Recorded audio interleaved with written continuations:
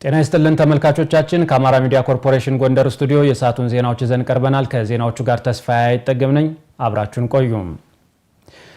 በአካባቢው ያለው ሰላማዊ ሁኔታ ለቱሪዝም ዘርፉ መነቃቃት መፍጠሩን የሰሜን ጎንደር ዞን ባህል ቱሪዝምና ስፖርት መምሪያ ገለጸም። በዞኑ የቱሪስት ፍሰቱ እየጨመረ መምጣቱም ተገልጿል። ደስታ ካሳ ተጨማሪ አለው።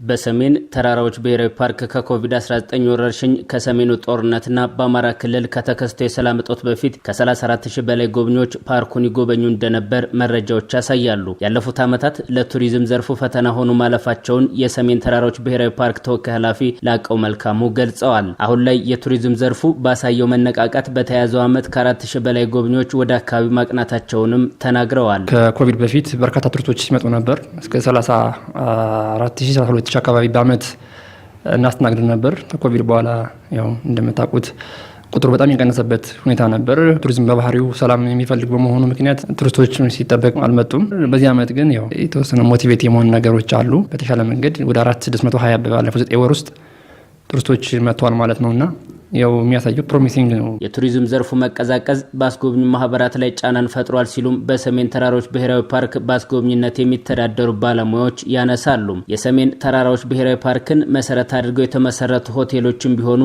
የችግሩ ገፈት ቀማሽ ስለመሆናቸው ይናገራሉ። ካሳ ብርሃን ይባላል። አስጎብኝ ነኝ። ጉዳቱ ከባድ ነው፣ ግን ደግሞ በተጨባጭ ቱሪስቱ እንዲመጣ ከተፈለገ ሰላሙ መረጋገጥ መቻል አለበት። ቻለ ምስጋናው ይባላል። የኖርዝ ታውን ስራ አስኪያጅ ነኝ። እነሱ ሲመጡ እኛም ተጠቃሚ እንሆናለን፣ ማህበረሰቡም አሪፍ እንቅስቃሴ ይኖረዋል። ግን ያው እነሱ ባለመምጣታቸው ደግሞ ሆቴሉ ብዙን እየሰራን አይደለም። ምንም እንኳን ላለፉት ዓመታት በሰሜን ተራራዎች ብሔራዊ ፓርክ የጎብኚዎች ቁጥር ቀንሶ የነበረ ቢሆንም አሁን ላይ ግን የተሻሻሉ ነገሮች ስለመኖራቸውም አስጎብኚዎችና የሆቴል ስራ አስኪያጆች ያነሳሉ።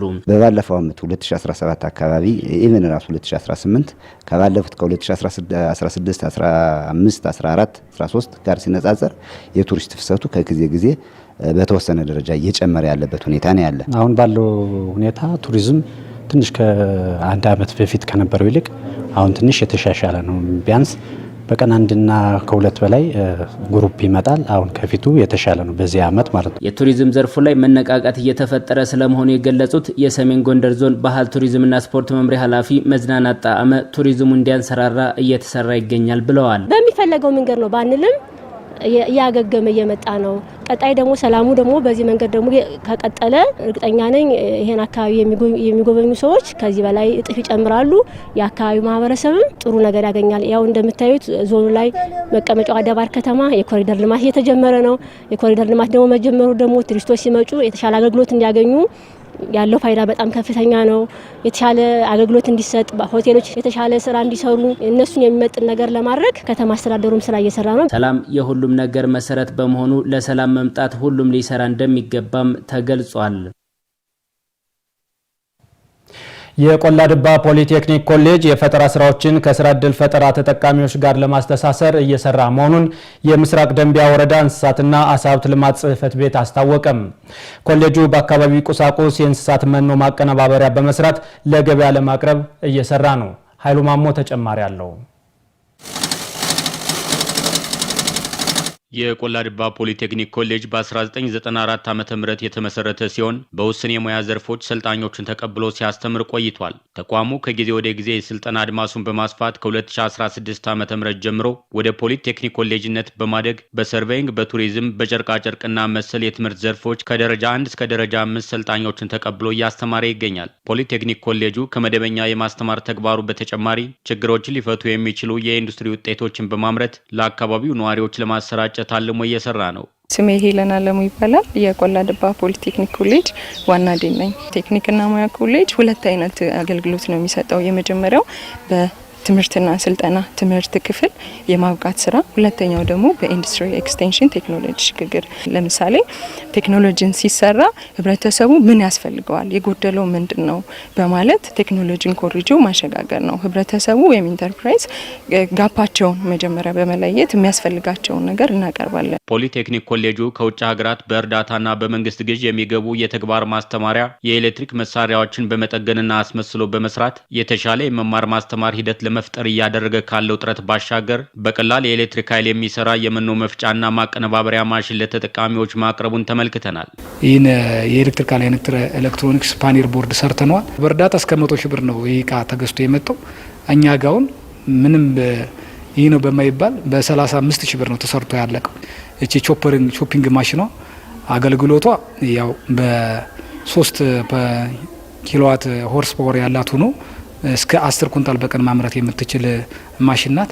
ይህ ማለት እንግዲህ ከብቶች ተገቢውን መኖ እንዲያገኙ በተለይ ይሄ ደረቅ መኖ የሚባለው ያገዳ መኖች ለከብቶች ስንሰጣቸው ተስማሚ ስለማይሆኑ ለነሱ ምቹ በማድረግ ለመመገብ ቀላል በሆነ መንገድ አምርተን በደንብ ተፈጭቶ ለነሱ እንዲቀርብላቸው ነው የሚያደርገው።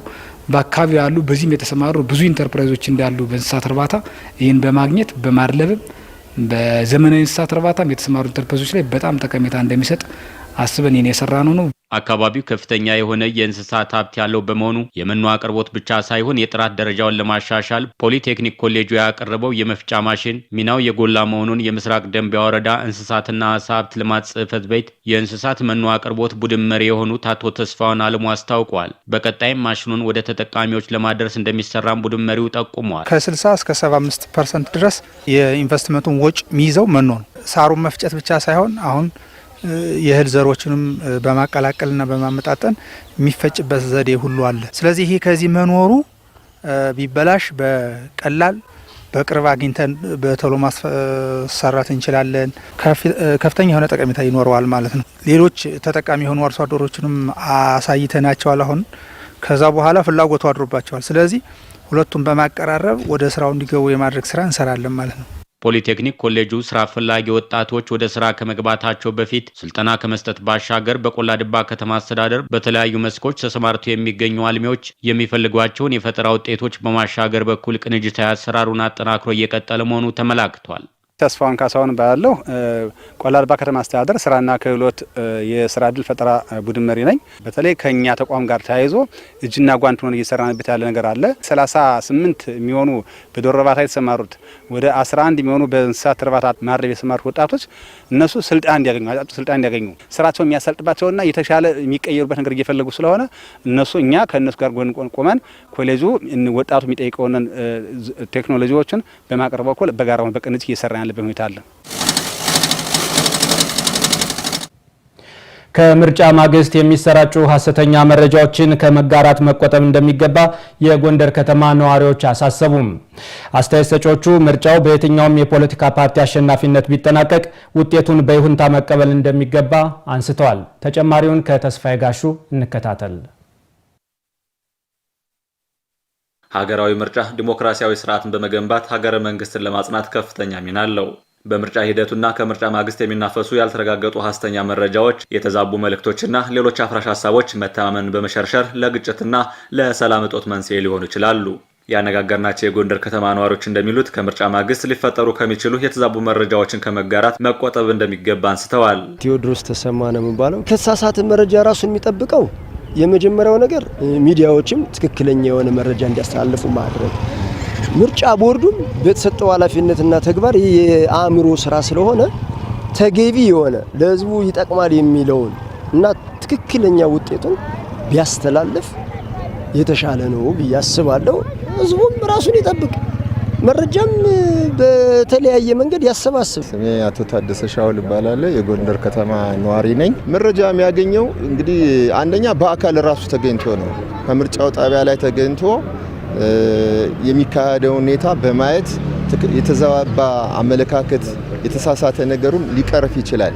ሁለተኛ ደግሞ በመንግስት ሚዲያዎች የሚተላለፉ ከትክክለኛ ወገን በመከታተል በሰላም እንዲያል ሁላችንም የወክላችን ጥረት ማድረግ አለብን። አለማየሁ ባንተ እባላለሁ። የተሳሳተ መረጃ የሚባለውን ነገር አሁን በአብዛኛው ህብረተሰቡ በብዙ ነገሮች ነቅቷል ማለት ይቻላል። ስለዚህ ምንድነው የሆነ ነገር ላሳስተው ብትል የሚሳሳት ህብረተሰብ ያለ አይመስለኝም። ምክንያቱም የሆነ ነገር ይኖራል፣ ዝም ብሎ የውሸት ነገር ይኖራል። ለምሳሌ አሁንም እንኳን አንዳንድ ነገሮች አሉ፣ እሱን ነገር ግን ሰው አያዳምጥም። ስለዚህ ትክክለኛውን ነገር ሰው ህብረተሰቡ ያውቃል። በየትኛውም ሀገር ምርጫ ከተካሄደ በኋላ ውጤቱን ተከትሎ ቅሬታዎች መነሳታቸው የተለመደ መሆኑን ያነሱት አስተያየት ሰጪዎች ቅሬታዎች በህጋዊ መንገድ እንዲፈቱ የምርጫ ቦርድንና የባለድርሻ አካላትን ውሳኔ በትዕግስት መጠባበቅ እንደሚገባም ነው የጠቆሙት። በማንኛውም ሀገር በሚደረግ ምርጫ ላይ ስልጣኑ ምርጫ ቦርድ ነው። ከውጤት በኋላ የሚመጡ በጣም በርካታ ቅሬታዎችና ችግሮች ይኖራሉ። ምናልባት በገዢው ፓርቲም ቅሬታ ሊመጣ ይችላል፣ በተወዳዳሪ ፓርቲዎችም ቅሬታ ሊመጣ ይችላል። ያንን ቅሬታ ደግሞ መፍታት የሚችለው በየደረጃው የተቋቋሙ ቅሬታ ሰሚና መደበኛ ፍርድ ቤቶች ይመስሉኛል። ስለዚህ የህዝቡን ደህንነት ለመጠበቅ የመጀመሪያ ሚናውንና ድርሻውን የሚወጣው የምርጫ ቦርዱ በአግባቡ ያስቀመጣቸው ሰዎች ምርጫውን እንዲያካሂዱ ድምጹን ቆጠራውንም ውጤቱንም ይፋ እንዲያደርጉ ይደረጋል ማለት ነው። ምርጫው ምንም ይሁን መቀበል ነው። አሸናፊው ተቀብለም ሰላማዊ በሆነ መንገድ ጥያቄም ካለ መጠየቅ። ከዚህ በኋላ ምርጫውን በተመለከተ ሰው እንደምታየው ሰላማዊ ነው። ከምርጫም በኋላ ቢሆን ትክክለኛው መረጃ በመያዝ ወደ ሰላም ነው እንጂ ወደ መጥፎ ነገር የሚሄድ ህብረተሰብ አለ ብዬ አልገምትም። ሰባተኛው ጠቅላላ ምርጫ በየትኛውም የፖለቲካ ፓርቲ አሸናፊነት ቢጠናቀቅም የህዝብን ውሳኔ ማክበር፣ ውጤቱን በይሁንታ መቀበልና አብላጫ ድምጽ ላገኘው ፓርቲ እድል መስጠት እንደሚገባም ነዋሪዎቹ ገልጸዋል። እኔ ምናልባት የምፈልገውን ፓርቲ ልመርጥ እችል ይሆናል። የኔ ድምጽ ተደምሮ ከሌሎች ጋራ እኔ ከመረጥኩት ጋር አሸናፊ ሊሆን ይችላል። በአጋጣሚ ነው ደግሞ እኔ የመረጥኩት ፓርቲ ደግሞ ላይመረጥ ይችላል። በድምጽ ይበለጣል። ስለዚህ የበለጠው ፓርቲ ያው ስልጣን መንበሩን ይዞ ሀገር ያስተዳድራል። ግን ህዝቡ ራሱን ሊጠብቅን ይገባል። ምርጫው ምንም ይሁን ምን ውጤቱን መቀበል ተቀብለህ እኮ ሁሉን ነገር ታየዋለህ አይደለ? ከዛ በኋላ ሁሉን ነገር ደግሞ በተቻለ መጠን በሰላማዊ መንገድ ይፈታል ብዬ አስባለሁ። ማህበራዊ ሚዲያ በምርጫ ወቅት በአግባቡና በኃላፊነት ከተያዘ የዲሞክራሲ ማጎልበቻ፣ ካልሆነ ግን ያለመረጋጋትና የውዥንብር ምንጭ በመሆኑ ጥንቃቄን ይሻል። ተመልካቾቻችን ከአማራ ሚዲያ ኮርፖሬሽን ጎንደር ስቱዲዮ የሰዓቱ ዜናዎች እነዚህን ይመስሉ ነበር። ስለተከታተላችሁ እናመሰግናለን። ከዜናዎቹ ጋር ተስፋዬ አይጠገብ ነበርኩ። ጤና ይስጥልን።